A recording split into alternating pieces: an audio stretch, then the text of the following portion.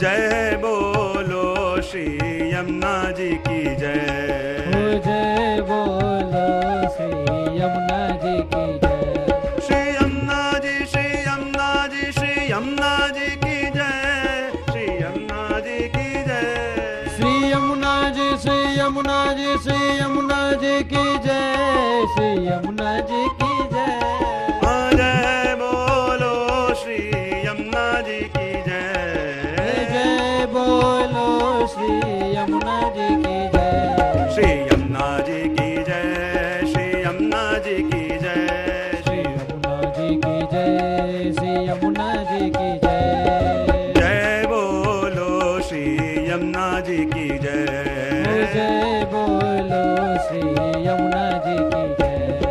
जय बोलो श्री यमुना जी की जय। जय बोलो श्री यमुना जी की जय। जय बोलो श्री यमुना जी की जय। बोलिए श्याम सुंदर श्री। भी अपने समक्ष विराजमान हैं। कल सुबह आप और बहुत भावना थी कि आपका पदार्पण यहाँ पे हो और खास आपकी विनती को मान दे कि आप हमारे बीच में हैं। हमारे लिए सभी विष्णुओं के लिए भी बहुत भाग्य का विषय है। तो शिवना जी के जय के संग अपन सत्र को विराम देते हैं। आगे की सूचनाएं मिलेंगी। बोलो श्याम सुंदर श्री हमने महारानी की जय। शिवल्धन नाथ की जय। शिव साईं जी परम दयाल। वैष्णवों, यमुना गुणगान ના અંતર્ગતે ગયા અધિક માસમાં પણ અમે મહાવીરનગરમાં 16 દિવસનું સત્રનું આયોજન કર્યા હતા વીણા ગીત સંગીત બિલ્ડિંગમાં। ત્યારે પણ તે કાર્યક્રમના મુખ્ય મનોરથી સંઘવી પરિવાર હતા। આ અધિક માસમાં પૂજ મહારાજશ્રી અમારી પ્રાર્થનાને સ્વીકારી અને વૈષ્ણવો ઉપર કૃપા કરવા માટે અમદાવાદથી પધારેલા છે। અમે ખૂબ પૂજ્ય શ્રી બ્રજેશ કુમારજી મહારાજના ઋણી છે કે આટલા મોટા વ્રજધામ શ્રી મહારાજશ્રીએ અમદાવાદમાં વ્રજધામની નિર્માણ કર્યું છે। એ બ્રજધામના વિવિધ ઠાકોરજીના મનોરથોને છોડીને એક દિવસ માટે આપણા ઉપર કૃપા કરવા માટે પૂજ્ય મહારાજશ્રી અહીંયા પધાર્યા છે। અમે ખૂબ ખૂબ શ્રી મહારાજશ્રીના આભારી છે અને ઋણી છે અને એવી અમે સતત પ્રાર્થના કરશો કે અમારા ઉપર સતત આપની કૃપા રહે અને શ્રી યમુનાજીના પ્રચાર પ્રસારમાં અમને ખૂબ સહયોગ આપશ્રીનો છે।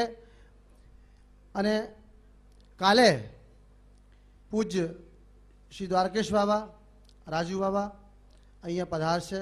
આપ શ્રીનો વચનામૃત થશે અને કાલે એક સુંદર 41 પદોની અમે એક ચોપડી પુસ્તકા છપાવી છે જેનો કાલે વિમોચન થશે। યમુના વૈષ્ણવ સેવા મંડળ જે અમારી સંસ્થા છે એના દ્વારા એક યમુના મહિમા નામની અમે એક સુંદર કેસેટ અને સીડીનો નિર્માણ કર્યો છે। એનો કાલે વિમોચન થશે। અને હવે પહેલા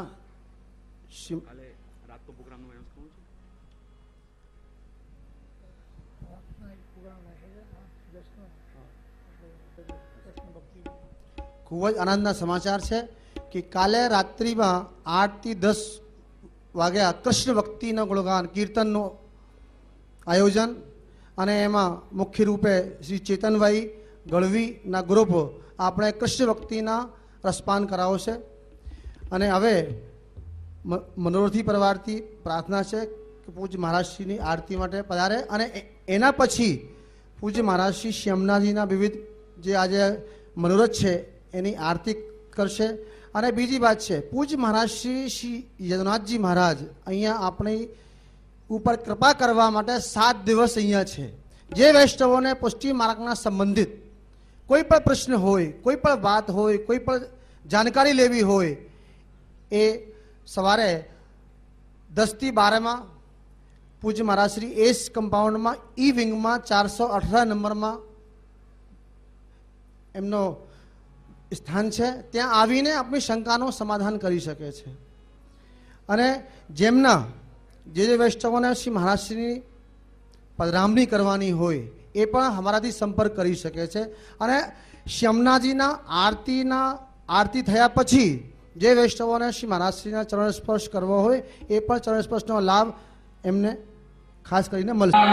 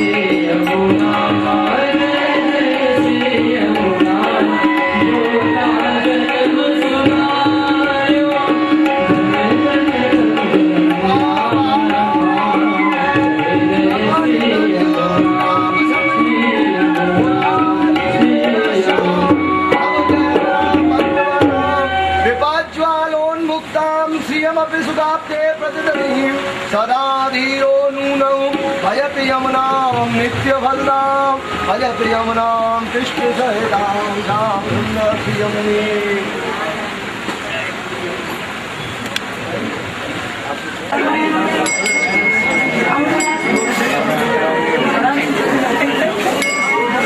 ये बताइए क्या जल्दी है मोहन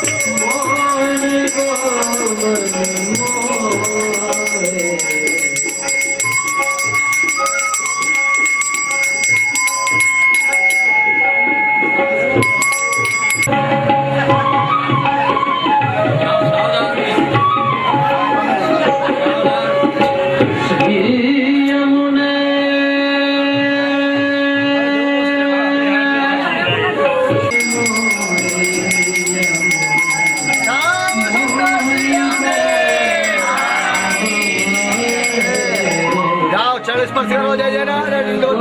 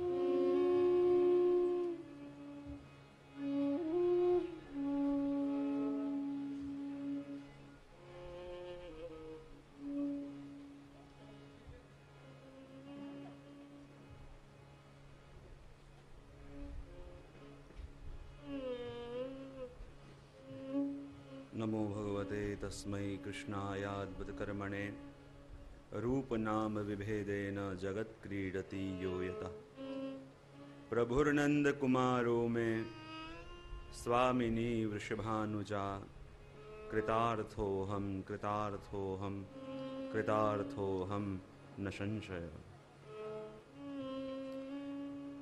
मेरे तो आधार श्री वल्लभ के चरणारविंद, मेरे तो आधार श्री वल्लभ के चरणारविंद, मेरे तो आधार श्री वल्लभ के चरणारविंद, मेरे तो आधार श्री वल्लभ के चरणारविंद, वल्लभ के चरणारविंद, विठ्ठल के चरणारविंद, वल्लभ के चरणारविंद, विठ्ठल के चरणारविंद, वल्लभ के चरणारविंद, विठ्ठल के चरणारविंद, वल्लभ के चरणारविंद, विठ्ठल के चरणारविंद, मेरे माथे को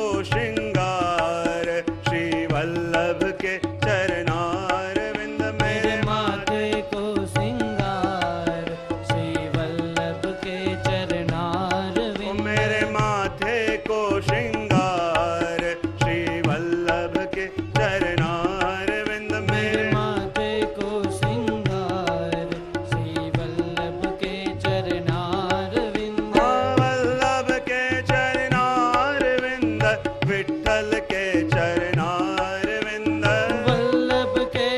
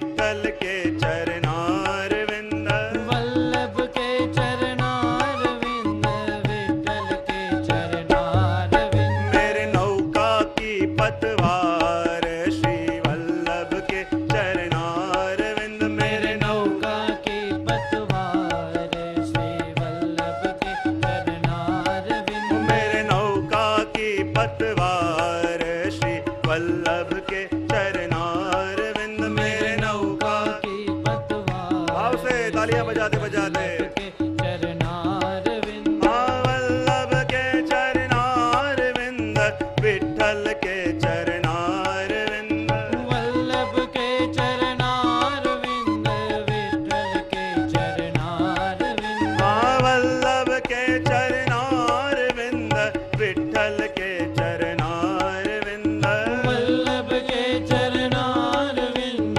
विठ्ठल के चरणारविंद सब सारन में है सार श्री वल्लभ के चरणारविंद सब सारण में है सार श्री वल्लभ के चरणारविंद सब सारन में है सार श्री वल्लभ के चरणारविंद सब सारण में है सार श्री वल्लभ के चरणारविंद वल्लभ के चरणारविंद विठ्ठल के चरणारविंद वल्लभ के चरणारविंद विठ्ठल के चरणारविंद मेरे तो आधार श्री वल्लभ के चरणारविंद मेरे तो आधार श्री वल्लभ के चरणारविंद वल्लभ के चरणारविंद विठ्ठल के चरणारविंद वल्लभ के चरणारविंद विठ्ठल के चरणारविंद सब सारन में है सार श्री वल्लभ के चरणारविंद सब सारण में है सार श्री वल्लभ के चरणारविंद सब सारन में है सार श्री वल्लभ के चरणारविंद सब सारण में है सार श्री वल्लभ के चरणारविंद वल्लभ के चरणारविंद विठ्ठल के चरणारविंद वल्लभ के चरणारविंद विठ्ठल के चरणारविंद वल्लभ के चरणारविंद विठ्ठल के चरणारविंद वल्लभ के चरणारविंद विठ्ठल के चरणारविंद मैं गाऊं बारंबार श्री वल्लभ के चरणारविंद मैं गाऊं बारंबार श्री वल्लभ के चरणारविंद मैं ध्याऊं बारंबार श्री वल्लभ के चरणारविंद मैं जाऊं बारंबार श्री वल्लभ के चरणारविंद वल्लभ के चरणारविंद विठ्ठल के चरणारविंद वल्लभ के चरणारविंद विठ्ठल के चरणारविंद मेरे तो आधार श्री वल्लभ के चरणारविंद मेरे तो आधार श्री वल्लभ के चरणारविंद मेरे तो आधार श्री वल्लभ के चरणारविंद मेरे तो आधार श्री वल्लभ के चरणारविंद वल्लभ के चरणारविंद विठ्ठल के चरणारविंद वल्लभ के चरणारविंद विठ्ठल के चरणारविंद वल्लभ के चरणारविंद विठ्ठल के चरणारविंद वल्लभ के चरणारविंद विठ्ठल के चरणारविंद वल्लभ के चरणारविंद विठ्ठल के चरणारविंद वल्लभ के चरणारविंद विठ्ठल के चरणारविंद वल्लभ के चरणारविंद विठ्ठल के चरणारविंद वल्लभ के चरणारविंद विठ्ठल के चरणारविंद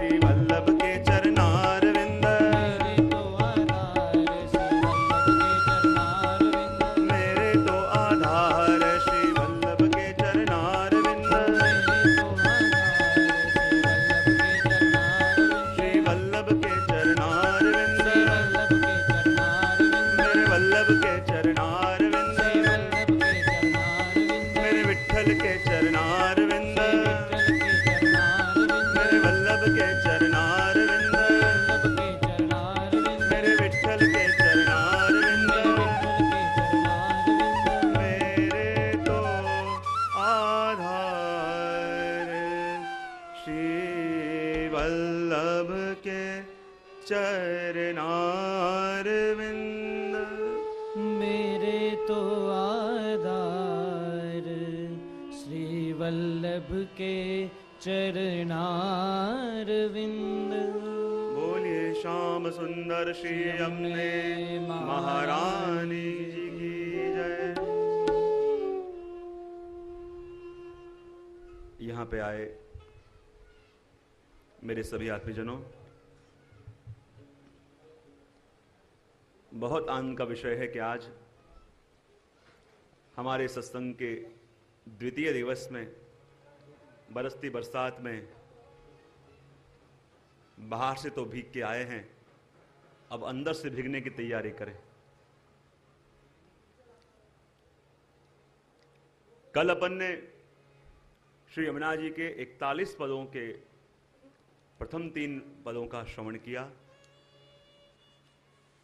श्री यमुना जी के स्वरूप को जानने का प्रयत्न किया, लेकिन मैं तो पहले ही कह दूं कि जिन यमुना जी के स्वरूप का वर्णन करते करते स्वयं श्री वल्लभ कहते हो स्तुतिम तव करोति का, हे यमुना जी आपकी स्तुति कौन कर सकता है। जिनका गुणगान करते करते अष्टछाप ने अपनी कलम रख दी और कहने लगे कौन पे जात श्री यमुने जो बरनी। ये यमुना जी का गुणगान कौन कर सकता है, किसकी कलम में ऐसा सामर्थ्य है कि जो श्री यमुना जी के गुणगान करने में समर्थ हो। तो ऐसे यमुना जी के गुणगान हम तो क्या श्रवण कर पाए, हम तो क्या कह पाए। इसलिए वही विनती मैं श्री वल्लभ को करता हूं कि मेरा सामर्थ्य तो नहीं है कि श्री यमुना जी के गुणगान करवा सके। वहे श्री वल्लभ ऐसी कृपा करो कि आप मेरे हृदय में पधार के और आप अपने जीवों को जो भी कुछ देना चाहते हो तो मात्र मुझे निमित्त बना के आप अपने जीवों को प्रदान करें, क्योंकि ये तो यमुना जी के गुणगान हैं। ये तो श्री यमुना जू के गुणगान हैं कि जिनका गुणगान करने में शास्त्र भी असमर्थ हो जाते हैं, और ऐसे यमुना जी का गुणगान हमें करना है। लेकिन ध्यान लगा के देखना, ये यमुना जी के गुणगान करते करते मात्र कानों से इसका श्रवण न करें, लेकिन कानों से श्रवण करने का प्रारंभ तो करें, लेकिन जब हमारे शरीर का रोम रोम उसका श्रवण करने लगेगा। कहते हैं ना, जहां श्रोता के अनेक अनेक प्रकार बताए गए हैं, वहां स्कंद पुराण के अंदर उत्तम श्रोता के 4 प्रकार बताए गए। उत्तम भी बताए गए हैं, अवर भी बताए गए हैं, लेकिन अवर की चर्चा अपन नहीं करेंगे क्योंकि यहां बैठे हुए सारे उत्तम श्रोता हैं। उत्तम श्रोता में एक बताया मीन, एक बताया शुक, एक बताया हंस और एक बताया चातक। ये 4 श्रोता सबसे उत्तम। सबसे पहले कहा शुक। श्रोता कैसा हो कि जिसके मन में प्रभु के गुणगान सुनने के अलावा और कोई उद्देश्य न हो। प्रभु का गुणगान करने वाला श्रोता कैसा हो कि जब गुणगान करता हो तो प्रभु से कुछ प्राप्त करने के लिए न करता हो, पर प्रभु को प्राप्त करने के लिए करता हो। जिसके अंदर वैराग्य हो, ऐसा शुक श्रोता है। दूसरा श्रोता बताया हंस, क्योंकि हंस के अंदर विवेक है। यदि पानी और दूध उसे मिला के दिया जाए, उसमें से वो दूध ले लेगा और पानी छोड़ देगा। जिसके अंदर ये विवेक है, सुने सबको, लेकिन पता चले इसमें से मेरे लिए क्या है, वो चुन के अलग कर ले, तो मानो वो हंस की तरह श्रोता है। दूसरा श्रोता बताया मीन। जैसे जल के अंदर मछली रहती है, और आजकल से नहीं, युगों से रहती है, और आप मछली को कहो कि देख मछली, तू तो इतने समय से पानी में रहती है और पानी की कीमत कितनी है, कितना बरस रहा है देखो। इससे अच्छा है कि पेट्रोल के भाव दिन पे दिन बढ़ रहे हैं, इतना कीमती है, ऐसे कर, मैं तुझे पानी में से निकाल के पेट्रोल में रखता हूं। ऐसे कर, तू पानी में इतने समय से रहती है, तुझे मैं पानी से निकाल के दूध में रखता हूं, तो क्या वो मछली रह पाएगी? नहीं रह पाएगी। क्यों? क्योंकि पानी से उसने ऐसी प्रीत जोड़ी है कि एक क्षण के लिए भी यदि उससे अलग होना हो और वो अपने जीवन को टिका नहीं सकती। इसलिए तो हमारे भक्त कवि भी कहते हैं ना, मछली तो जल में तरे बहे जात गजराज, जाको जाको आश्रय ताको ताकी लाज। जब पानी के अंदर बाढ़ आती है, जब पूरा पानी पानी हो जाता है, बहुत भयंकर बाढ़ आती है, तो उस बाढ़ के अंदर बड़े बड़े हाथी बह जाते हैं, लेकिन छोटी सी मछली पानी में तैरती रहती है। शक्ति की दृष्टि से देखें तो हाथी बलवान या मछली? बंबई के बारे में कुछ कह नहीं सकते, फिर भी क्या बलवान, हाथी या मछली? क्या बात है, हाथी और मछली में अधिक बलवान हाथी। लेकिन उस हाथी को ये बाहर का पानी बहा के ले जाता है, लेकिन छोटी सी मछली उसको पानी ताड़ता है। क्यों? क्योंकि पानी जानता है ये हाथी को मेरा संपूर्ण आश्रय नहीं, अभी मेरे अंदर आया, कल पहाड़ों पे जाएगा, कल वनों में भटकेगा, इसको मेरा आश्रय नहीं है।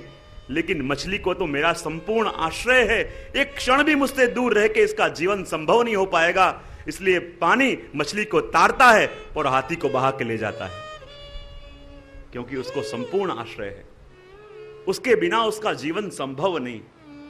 और जब जीव की ऐसी अवस्था हो जाए कि भगवत कथा सुने बिना वो रह ना सके, ऐसा ताप उसके मन में आ जाए कि एक क्षण भी भगवत कथा के बिना, भगवत सेवा के बिना रहने को कहो और उसकी जान पे बनाए, तो समझो वो मीन की तरह श्रोता है। और वास्तव में जीवन है क्या? हम वार्ता साहित्य में पढ़ते हैं ना, दो वैष्णव कहीं मिले, आपस में चर्चा हुई, जा रहे थे किसी काम के लिए, लेकिन भगवत चर्चा ऐसी हुई कि न तो देह का अनुसंधान रहा, न समय का अनुसंधान रहा। और जब उठे तो पास रहे कुएं पे लिख के गए कि बे घड़ी जीव्या, 2 घड़ी जिए, बाकी तो सारा जीवन संसार की आपाधापी में कुटते ही रहते हैं, सारा जीवन संसार में व्यर्थ व्यतीत करते ही रहते हैं। लेकिन जो घड़ियां भगवत चर्चा के लिए मिले, जीवन की जो क्षण भगवत गुणगान के लिए मिले, तो लगता है 2 घड़ी जिए। और चौथा श्रोता है चातक की तरह।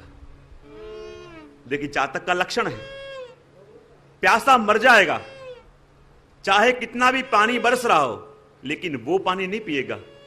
जब स्वाति नक्षत्र आएगा और स्वाति नक्षत्र में वो साती जल बिंदु जब गिरेगी, तो उसका ही पान करके वो चातक तृप्त होता है। चाहे कितनी भी बारिश क्यों ना बरस रही हो, सब पानी नहीं पीता। तो ऐसे जिसकी टेक हो कि सुनूं तो भगवत कथा सुनूं, बोलूं तो भगवत गुणगान बोलूं, जीऊं तो भगवान के लिए जीऊं, ऐसी जिसकी वृत्ति है वो चातक, कि जिसको प्रभु के अलावा और कुछ पता ही नहीं है, प्रभु के अलावा कुछ सोचने का जिसके पास समय ही नहीं है। कहते हैं, एक बार एक चातक ने विचार किया कि हमारे तो कुल की परंपरा है, प्यासे मर जाते हैं पर पीते हैं तो स्वाति जल बिंदु ही पीते हैं, तो हमारे बाद हमारे बालक भी ये परंपरा को निभाएंगे या कैसे? यो विचार करके उसने अपने बालक को बुलाया और कहा, देख बेटे, मैं तुझे अपने कुल की मर्यादा बताता हूं कि भले प्यासा मर जाना, पर पीना तो स्वाति जल बिंदु ही पीना, अन्य जल मत पीना। तब उस बालक ने कहा, पिताजी, मुझे तो आज पता चला कि स्वाति जल के अलावा भी दुनिया दूसरा जल होता है। मैंने तो सिर्फ एक जल को जाना है, और स्वाति जल बिंदु को, उसके अलावा मैं किसी को जल मानता ही नहीं। और ऐसी जिसकी टेक हो, ऐसी जिसकी भावना हो, ऐसी जिसकी अनन्यता हो, वो चातक की तरह श्रोता है। और ऐसे चातक की तरह श्रोता यहां इकट्ठे हुए हैं। तो आइए अपन कि जिसके अंदर श्री हराय महाप्रभु जी अपन को यमुना जी के दर्शन करवाते हैं। हरिराय जी कहते हैं कि जब भी आप ब्रज में जाओ, यमुना जी के तट पे जाओ और यमुना जी आपको दर्शन न दे, ऐसा हो ही नहीं सकता। यमुना जी आपको प्रकट दर्शन देती हैं। आपका विचार होता है हम तो इतनी बार ब्रज में गए लेकिन प्रकट दर्शन का अनुभव तो अभी तक नहीं हुआ। तो बोले आपको पता नहीं चला लेकिन आपको यमुना जी ने अपने प्रकट दर्शन दिए। बोले कैसे? तो उसका प्रमाण अपन को चौथे पद के अंदर श्री हराय महाप्रभु जी देते हैं कि जिसमें कहते हैं नैन भर देख अब भानु तनया। श्री यमुने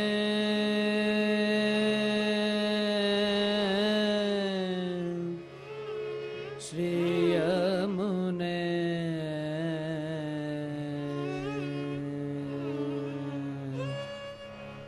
नैन भर देख अब भानु तनया। नैन भर देख अब भानु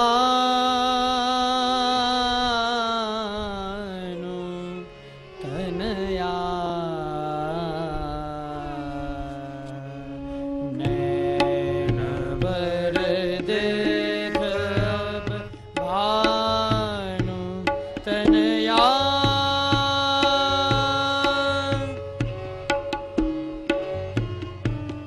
नैन भर देख अब भानु तनया। नैन भर देख अब भानु तनया। नैन भर देख अब भानु तनया। नैन भर देख अब भानु तनया।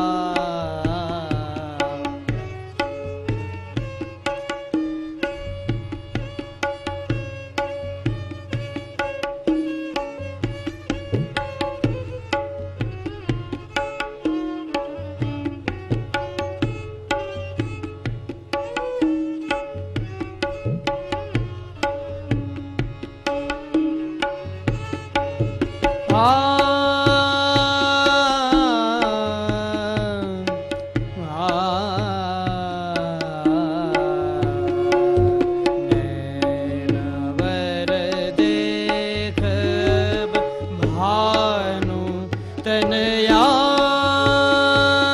नैन भर देख अब भानु तनया। केले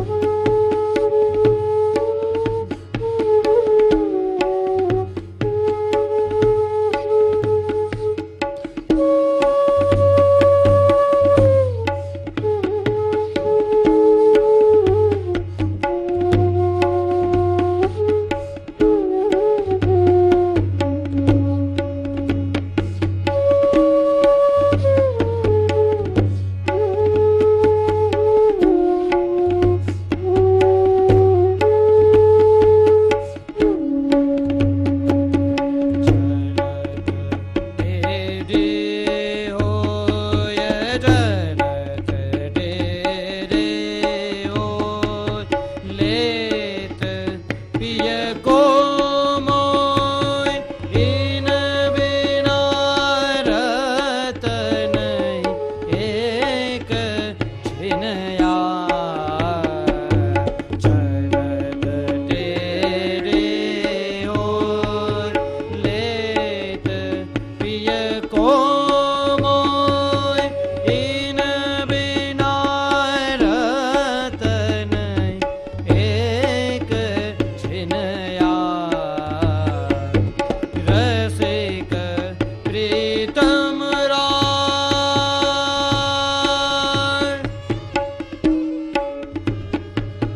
श्री यमुने श्री यमुने श्री यमुने यमुने यमुने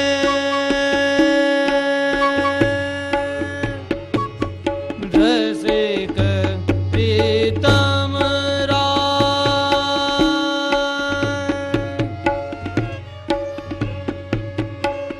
रसिक प्रीतम राय करत श्री यमुने पार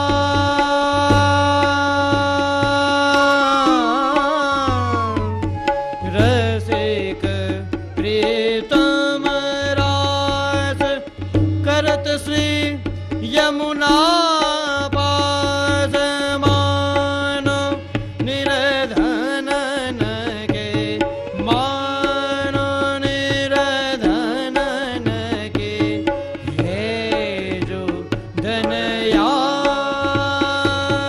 नैन बर देखब भानु धनया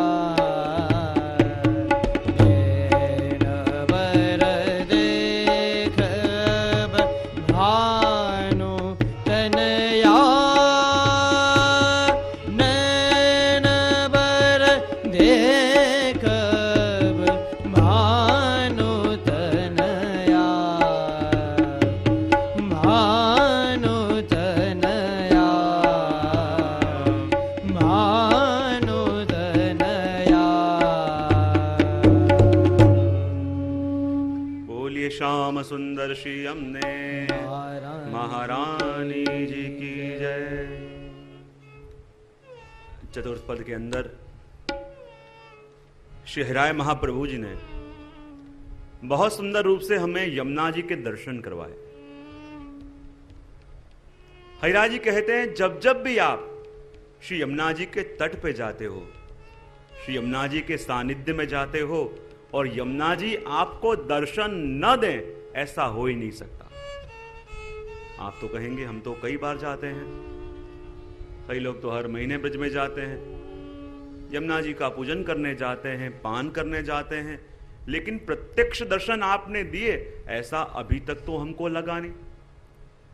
शेरा जी कहते हैं यमुना जी के तट पे जाओ और यमुना जी दर्शन न दें, ऐसा हो ही नहीं सकता। पर हमारा अनुभव तो कुछ और कहता है, हमको ऐसे दर्शन क्यों नहीं हुए? तो हरिराय जी कहते हैं तुमने देखा तो सही, लेकिन अपने प्रिय को देखो तो कैसे देखो? तो कहते हैं नैन भर देख अब भानु तनया। अपने कोई प्रिय को देखो तो ऐसे देखो कि जिसको देखने के बाद मन कहे अब किसी को देखने की जरूरत नहीं।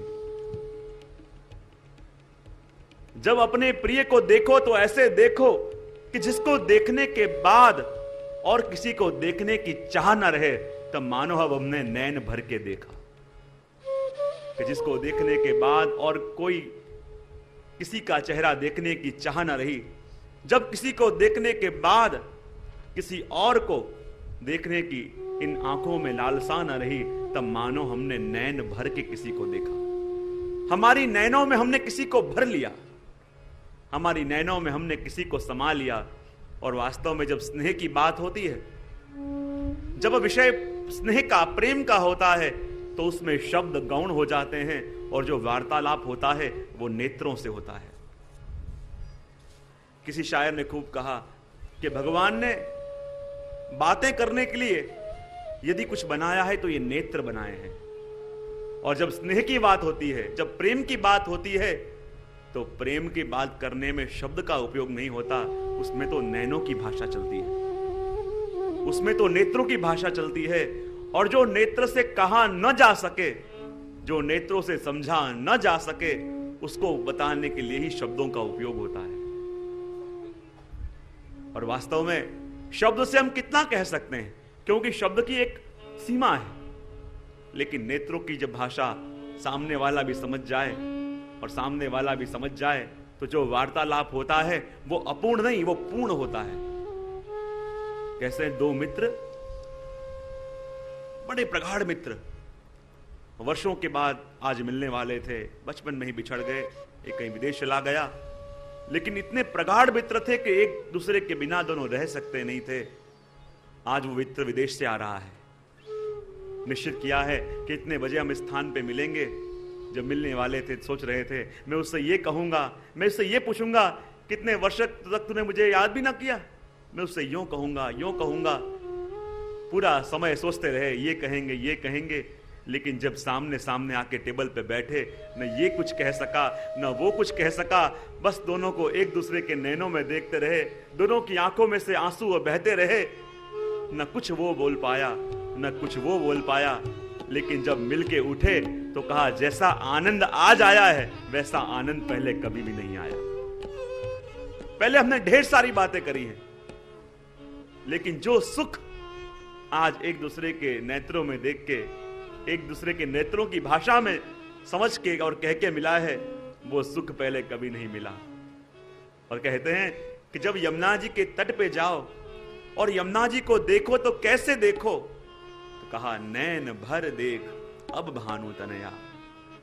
हमारे नैनों में यमुना जी को ऐसे बसा लें मानो हमारे नेत्रों का काजल यमुना जी को कर लें, और जब हमारे नेत्रों में यमुना जी बस जाएं तब देखो कैसी कृपा होती है। रहीम जी भी कहते हैं ना, प्रीतम छवि नैनन बसी और छवि कहां समाए, भरी सराह रहीम लकी पथिक आप मुड़ जाए। जैसे कोई व्यक्ति किसी धर्मशाला में रुकने जाए, देखा सारे रूम तो भरे हुए हैं और वो आगे निकल जाता है, वैसे भले समाज के कितने भी दूषण आए, लेकिन जब देखें किसने तो अपने नैनों में अपने प्रीतम को बसा हुआ है, तो वो अपने राह नहीं देखता, वो आगे निकल जाता है। तो वैसे ही यमुना जी के दर्शन करो तो कैसे करो, तो कहा नैन भर देख अब भानु तनया। मानो यमुना जी ने किसी का हाथ पकड़ के, शहराज जी ने मानो किसी भगवती का हाथ पकड़ के यमुना जी के तट पे खड़ा कर दिया हो, और कहते हैं नैन भर देख अब भानु तनया। अब देख मैं तुम्हें दर्शन कराता हूं कि जब यमुना जी के तट पे जाओ, और यमुना जी दर्शन कैसे देते हैं। बोले कैसे देते हैं, विचार करिए। आप जब भी यमुना जी के तट पे जाएं, चाहे और कुछ ना देखा होगा, सबसे पहले जब यमुना जी के तट पे खड़े रहे और आपको यमुना जी के अंदर उठी हुई लहरों का दर्शन जरूर हुआ होगा। हुआ? जब आप यमुना जी के तट पे खड़े होंगे, चाहे और कोई दर्शन न हुए होंगे, कई बार देखा होगा यमुना जी के जल में गोल गोल वलय पड़ रहे थे। ये क्या है? यमुना जी ने क्या दर्शन तुमको कराया, किस प्रकार से दर्शन कराया? जब जब भी आप यमुना जी के तट पे गए होंगे और ये वस्तु का दर्शन यमुना जी ने आपको नहीं करवाया हो, ऐसा मानने को मैं तैयार नहीं। यमुना जी के तट पे खड़े हों, जब आप गए हो स्मरण करिए, यमुना जी के लहरों में का दर्शन सबसे पहले आपको हुआ होगा, क्योंकि यमुना जी के लहर और क्या है, यमुना जी की लहर और कुछ नहीं है। आचार्य यमुनाष्टक में कहते हैं तरंग भुज कंकण। यमुना जी के जल में उठती हुई लहरें, तरंग, वो और कोई नहीं, वो तो यमुना जी ने अपने श्रीहस्त में धारण किए हुए कंकण है। और जब जैसे कोई बेटा बहुत वर्षों के बाद अपनी मां के पास आए, तो मां सबसे पहले अपना हाथ उसके माथे पर रखती है। तो ऐसे ही कोई जीव अनेक समाज की ठोकरें खा के, समाज में भटक के जब यमुना जी के तट पे जाता है तो सबसे पहले यमुना जी अपने श्रीहस्त का दर्शन उसको करवाती हैं। तरंग भुज कंकण, अपने तरंग का दर्शन कराती हैं, क्योंकि यमुना जी के जल में उठती तरंग और कुछ नहीं, वो तो यमुना जी ने हस्त में धारण किए हुए कंकण है। और कुछ ना देखा होगा कोई बात नहीं, लेकिन यमुना जी के तट पे वो श्वेत वालुका आपको जरूर दिखी होगी। यमुना जी के तट की जो रज है, उस रज में आपको श्वेत कण जरूर दिखे होंगे। बोले वो कण क्या है? तो कहा तरंग भुज कंकण प्रकट मुक्ति का वालुका। तो जैसे यमुना जी के जल में आपने जो तरंग देखे, वो तरंग और कुछ नहीं, वो यमुना जी ने अपने श्रीहस्त में धारण किए हुए कंकण हैं। और ये श्वेत रज और कुछ नहीं, ये तो कंकण में जड़े हुए सुंदर सफेद मोती हैं। जब जब भी आप यमुना जी के तट पे जाओ और यमुना जी आपको दर्शन न कराएं, ऐसा हो ही नहीं सकता। हरिराज जी ऐसा ही कहते हैं इसमें कि जब जब आप यमुना जी के तट पे खड़े हो और यमुना जी के अंदर आपको भ्रमर दिखे, वलय दिखे, मानो जल कहीं गोल गोल घूम रहा है, कई बार देखा होगा, तो यमुना जी के जल में उठती वो तरंग, वो वलय और क्या है, वो भ्रमर क्या है? कहे जब आपने यमुना जी के तट पे खड़े होकर जल का दर्शन किया और वहां जब आपको भ्रमर पड़ती हुई दिखी, तो मात्र जल की भ्रमर नहीं है, क्योंकि यमुना जी के जल में भ्रमर तब पड़ती है कि जब ठाकुर जी और मानो यमुना जी एक संग फुंदेड़ी घूम रहे हो, एक संग विहार कर रहे हो, एक संग नृत्य कर रहे हो। और जब केली पियसो करे भ्रमर तब ही पड़े। जब ठाकुर जी और यमुना जी संग विहार कर रहे हो और उस विहार के कारण यमुना जी के जल में भ्रमर पड़ती है। और जब जब भी हम यमुना जी के तट पे जाएं और यमुना जी अपन को अपने विहार के दर्शन करवाते हैं, अपने श्रीहस्त के दर्शन करवाते हैं, और हमको लगता है हम दर्शन नहीं कर पाए, अरे यमुना जी के तट पे कोई जाओ और यमुना जी दर्शन न दें, ऐसा हो ही नहीं सकता।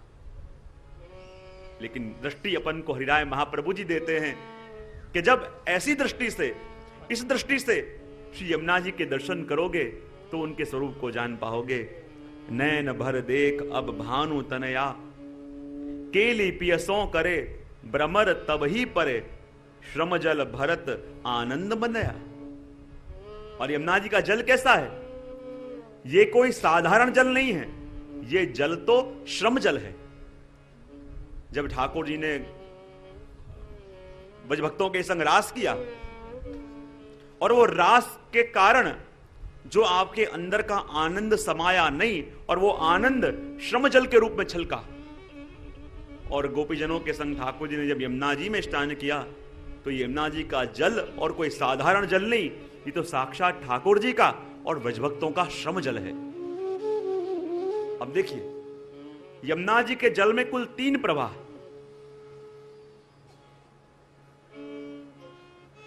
यमुना जी के जल में कुल 3 प्रवाह हैं। एक तो यमुना जी का यानी के श्रम जल रूपा, दूसरा कालिंदी जी का। अब मैं कहूं कालिंदी जी का, विचार आएगा कि कालिंदी जी का कैसे हो सकता है, यमुना जी कालिंदी जी एक नहीं। अब बताइए, यमुना जी कालिंदी जी एक ही कि अलग अलग? एक ही तो कैसे, और अलग अलग तो क्या भेद? कौन कहेगा? उंगली ऊपर करने की छूट है। सबसे पहले यमुना जी और कालिंदी जी एक ही कि अलग अलग? अलग अलग। क्या भेद दोनों में?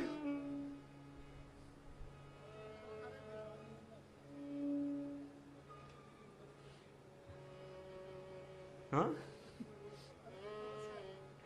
यमुना जी भी आए कालिंदी प्रदेश से। तो अब देखिए, यमुना जी और कालिंदी जी दोनों में क्या भेद?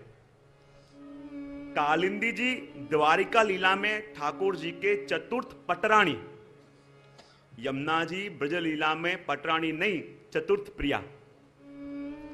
यमुना जी का प्रागट्य भी सूर्य में से और कालिंदी जी का प्रागट्य भी सूर्य में से, पर कालिंदी जी का प्रागट्य इस भौतिक सूर्य में से, और यमुना जी का प्रागट्य सूर्य भी जिसके प्रकाश से प्रकाशित होता है, ऐसे आदि नारायण के हृदय में से।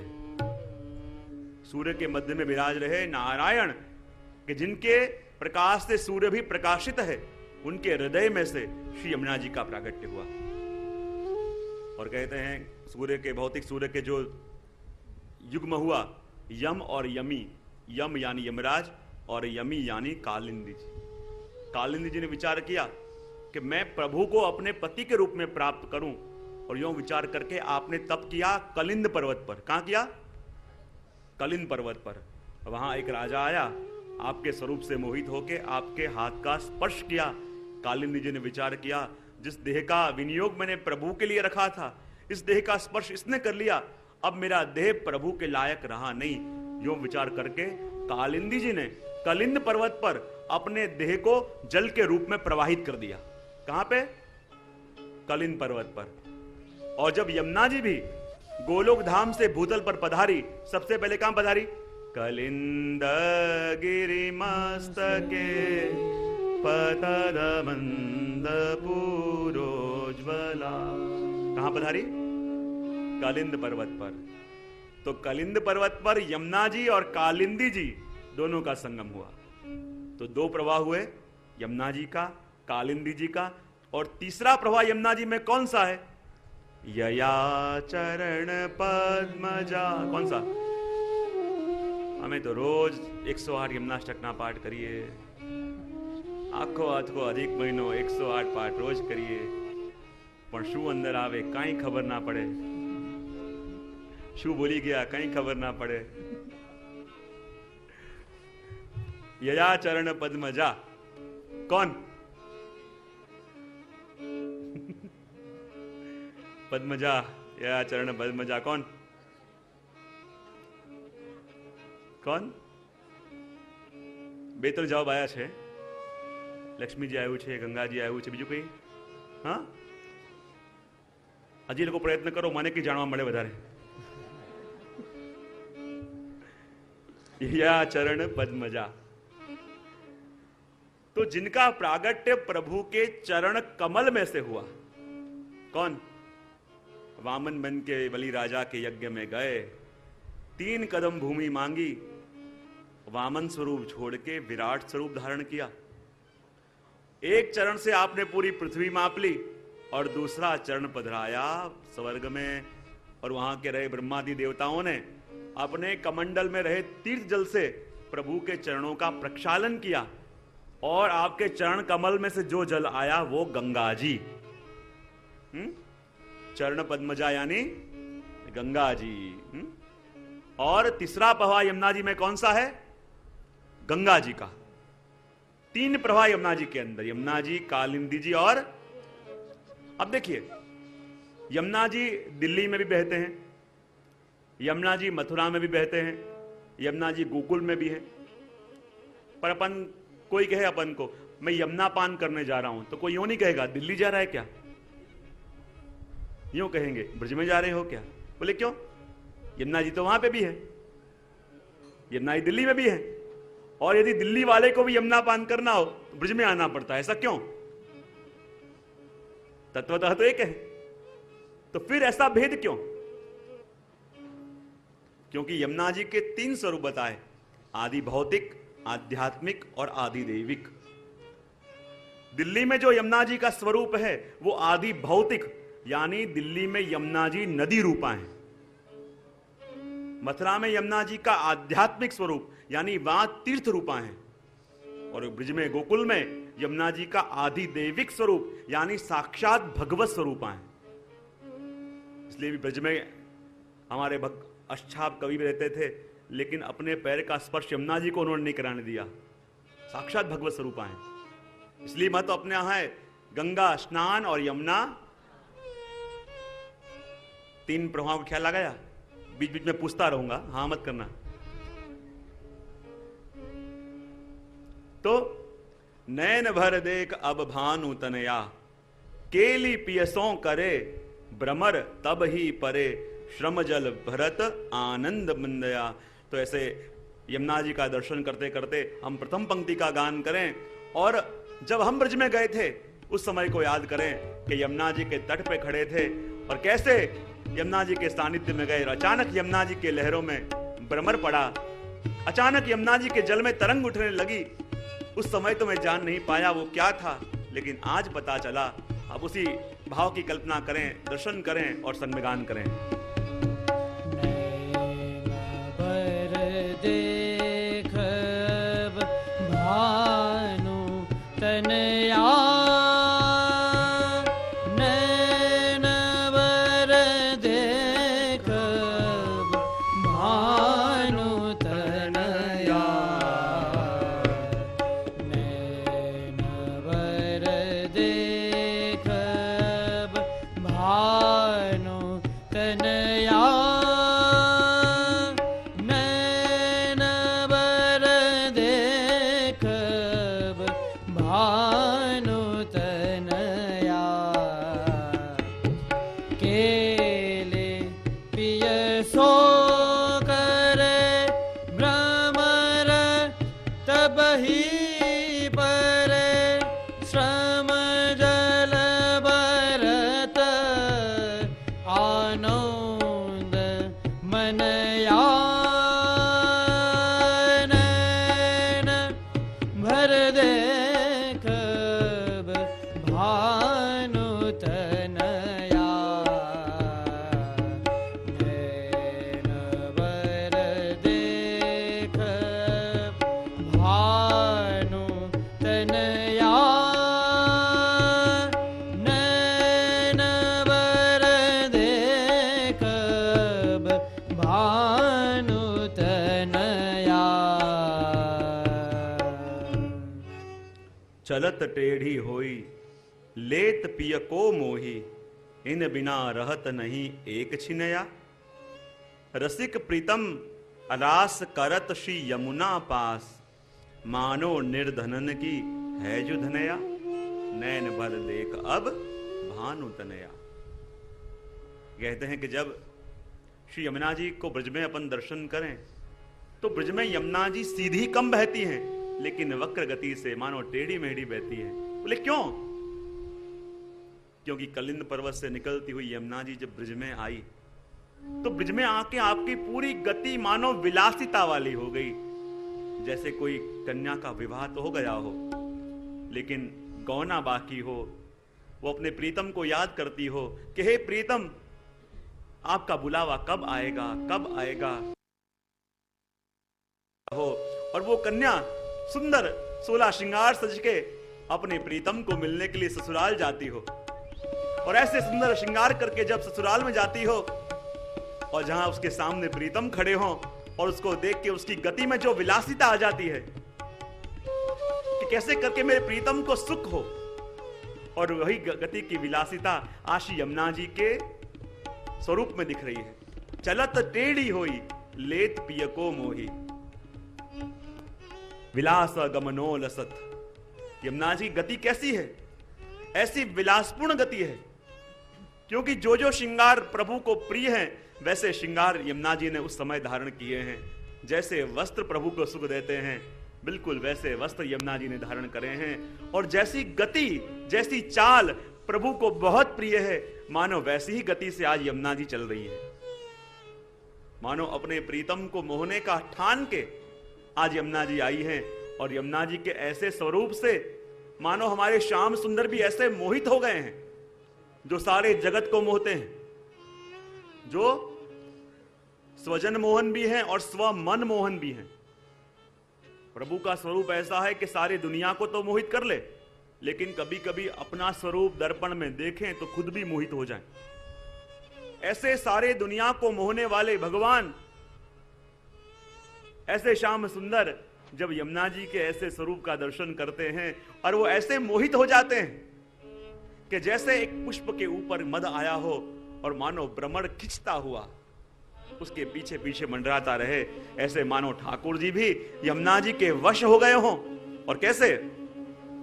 चलत टेढ़ी होई लेत पिय को मोही, इन बिना रहत नहीं एक छिन्या। ऐसे प्रभु को मोह लिया है कि प्रभु यमुना जी के बिना एक क्षण भी नहीं रहते। चाहे ठाकुर जी के आगे झारी जी के रूप में हो, चाहे श्रृंगार मंजूषा के रूप में हो, कोई भी रूप से हो, अनवसर का समय भी हो तो ठाकुर जी विहार करने जाते हैं यमुना जी के तट पे। ठाकुर जी एक क्षण भी श्री यमुना जी के बगैर नहीं रह सकते। ऐसे यमुना जी ने प्रभु को वश कर लिया है। इसलिए तो कहा रसिक प्रीतम रास करत श्री यमुना पास, मानो निर्धनन की है जु धनया। और ऐसे प्रभु कि जिनको यमुना जी ने वश कर लिया है, ये यमुना जी तो मानो हम निर्धनों की सच्चा धन है। क्योंकि हम तो ऐसे निर्धन हैं जिन्होंने हमारा सच्चा धन ऐसे प्रभु को खो दिया, और वो सच्चा धन देने का सामर्थ्य किसी में है तो वो श्री यमुना जी में है। तो आओ हम भी इस दूसरी पंक्ति का गान करें और वही भावना करें और उसी स्वरूप का यमुना जी का दर्शन करें कि जब यमुना जी अपने प्रीतम को मिलने जा रही हैं, और ऐसी ही विलासपूर्ण गति का दर्शन अपन करें। सामने श्याम सुंदर खड़े हों और यमुना जी विलासपूर्ण गति से जा रही हैं, और ऐसी आपकी गति है कि जिसको देख के ठाकुर जी भी मोहित हो गए।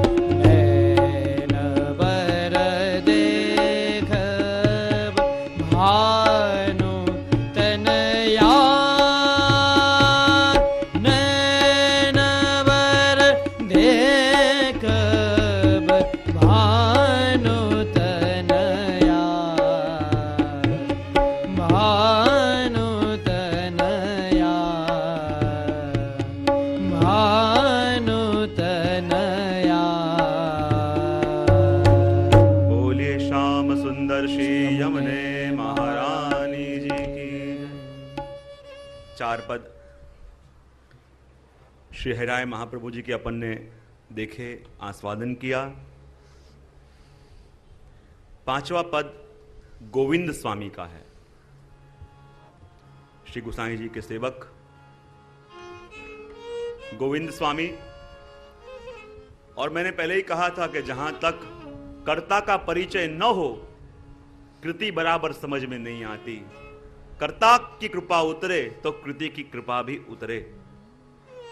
और वैसे ही गोविंद स्वामी का ये पद, आंतरिक गांव में रहते गोविंद स्वामी, और कहते हैं कि जब गोविंद स्वामी आंतरिक गांव में रहते, ब्रह्म संबंध नहीं हुआ था, तब वो कई लोगों को अपने शिष्य बनाते। लेकिन जब गोसाई जी के शरण में आ गए, ब्रह्म संबंध हो गया और वही ब्रज में रहने लगे, उनके जो पुराने शिष्य थे उन्होंने विचार किया, अरे हमारे गुरु वहां पे रहते हैं, जाके उनको मिलके तो आए, दर्शन तो करके आए। यूं विचार करके वो सारे आए गोकुल में। सुबह का समय था, गोविंद स्वामी यमुना जी का पूजन करके आ रहे थे, और उन्होंने आके गोविंद स्वामी से पूछा कि क्या गोविंद स्वामी इस गांव में रहते हैं? गोविंद स्वामी ने कहा, आप वो आंतरिक गांव वाले गोविंद स्वामी की बात कर रहे हो? बोले हाँ वही गोविंद स्वामी। बोले वो तो कब के मर गए। क्या बात कर रहे हो, मर गए वो? क्या हाँ कब के मर गए? हमने तो सुना था इस गांव में रहते हैं। नहीं, वो तो कब के मर गए। सारे लोग बड़े आश्चर्य में पड़ गए, हमने तो सुना था कि यहीं पे रहते हैं और ये कह रहे मर गए। ठीक है, मैंने सुना है इस गांव में उनकी बहन का घर भी है, तो उनकी बहन के घर में जाके बैठते हैं, पता चलेगा वास्तविकता क्या है।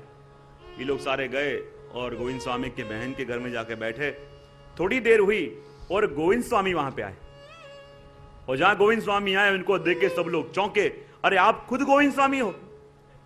और जब हमने आपको पूछा गोविंद स्वामी कहां गए, और आप कहते हो गोविंद स्वामी मर गए। गोविंद स्वामी कहते हैं मैं तो अभी भी कहता हूं कि वो गोविंद स्वामी तो कब का मर गया। अरे वो गोविंद स्वामी तो तभी मर गया कि जब इसका निवेदन श्री गोवर्धन के चरणों में हुआ। ये गोविंद स्वामी तो उसी दिन मर गया कि जब इसका निवेदन श्री गोसाई जी के माध्यम से हुआ। अब ये गोविंद स्वामी नहीं, अब तो ये गोविंद दास है। और इस दासत्व को स्वीकार करके मैंने अपने जीवन को धन्य कर लिया। स्वामी तो कब का मर गया, अभी स्वामी मिट के दास बना है।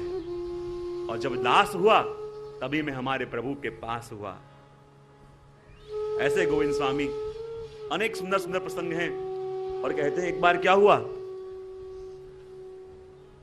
श्रीनाथ जी विराज रहे थे और सामने गोविंद स्वामी बैठे बैठे सुंदर कीर्तन कर रहे हैं। और हमारे श्रीनाथ जी भी ऐसे नटखट, कुछ भी करे बिना रह नहीं सकते। गोविंद स्वामी बेचारे चुपचाप आंखें बंद करके कीर्तन कर रहे हैं। पता नहीं श्रीनाथ जी को क्या सूझा, एक कंकरी ली और कंकरी उठा के गोविंद स्वामी पे मारी। गोविंद स्वामी एकदम कीर्तन करते करते चौंके, कौन है? चारों तरफ देखते हैं, कोई दिखता नहीं।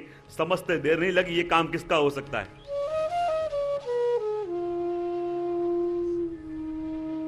विचार किया बालक हैं।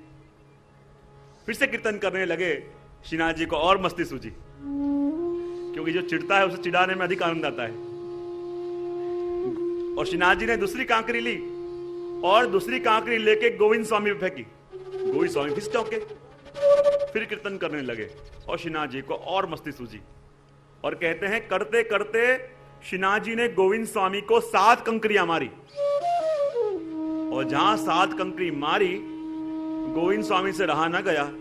गोविंद स्वामी खड़े हुए, कंकरी उठाई, उंगली से पहुंची और श्रीनाथ जी पे फेंकी। श्रीनाथ जी चौंके, गोविंद गोसाई चौंक गए। अरे गोविंद स्वामी क्या कर रहे हो? लेकिन इसका भाव अपन समझें।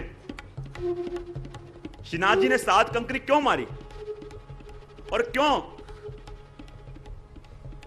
गोविंद स्वामी ने भी श्रीनाथ जी पे कंकरी फेंकी। श्रीनाथ जी विचार करने लगे कि मेरे सामने कीर्तन कर रहा है, मेरे सामने मेरे गुणगान कर रहा है, लेकिन देखूं तो सही इसकी मेरे में दृढ़ता कितनी है। जिसके सामने बैठा हुआ है, जिसकी सेवा कर रहा है, देखी तो सही किसकी मेरे में अनन्यता कितनी है। और ये परीक्षा करने के लिए गोविंद स्वामी के ऊपर श्रीनाथ जी ने 7 कंकरियां मारी और कहा, देख गोविंद स्वामी, मेरे तो 7 स्वरूप हैं, तेरी आसक्ति किसमें? लेकिन गोविंद स्वामी ने 1 कंकरी उठाई, पहुंची और श्रीनाथ जी पे फेंकी और कहा, भले प्रभु आपके स्वरूप 7 स्वरूप हैं, लेकिन मेरी आसक्ति तो एक आप में है। श्री वल्लभाधीश की जय। जिसकी मुझे सेवा मिल रही है, जो मेरी सेवा को अंगीकार कर रहे हैं, मेरी सेवा से जिनको सुख मिल रहा है, जिसने इस देह को ऐसा सौभाग्य दिया है कि वो आपकी सेवा में लग सके। और प्रभु मेरी निष्ठा तो एक आपके चरणों में है। और ऐसी कृपा गोविंद स्वामी पे प्रभु की हुई। और ऐसे कृपा पात्र वैष्णव गोविंद स्वामी। और ऐसे भगवती जब यमुना जी का दर्शन कराते हैं तो उनकी छटा कुछ न्यारी होती है।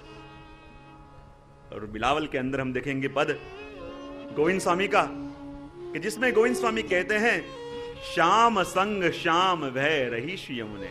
यमुना जी कैसी हैं? श्याम संग, कैसी हो गई हैं? श्याम, और विहार कर रही हैं। श्याम संग श्याम भय रहे श्री यमुने।